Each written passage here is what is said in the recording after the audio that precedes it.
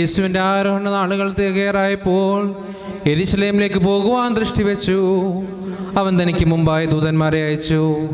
അവർ പോയി അവന് സ്ഥലമൊരുക്കുവാൻ ശമര്യയുടെ ഗ്രാമത്തിൽ പ്രവേശിച്ചു.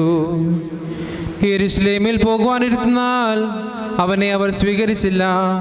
ഇത് കണ്ടപ്പോൾ ശിഷ്യന്മാരായ യാക്കോബും യോഹന്നാനും അവനോട്, കർത്താവേ, ഏലിയ ചെയ്തതുപോലെ ആകാശത്തിൽ നിന്ന് അഗ്നി ഇറങ്ങി ഇവരെ നശിപ്പിക്കണമെന്ന് ഞങ്ങൾ പറയുന്നത് നിനക്ക് ഇഷ്ടമോ എന്ന് ചോദിച്ചു.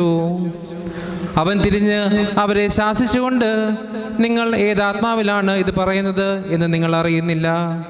മനുഷ്യപുത്രൻ ആത്മാക്കളെ നശിപ്പിപ്പാനല്ല, രക്ഷിപ്പാനായിട്ടാണ് വന്നിരിക്കുന്നത് എന്ന് പറഞ്ഞു.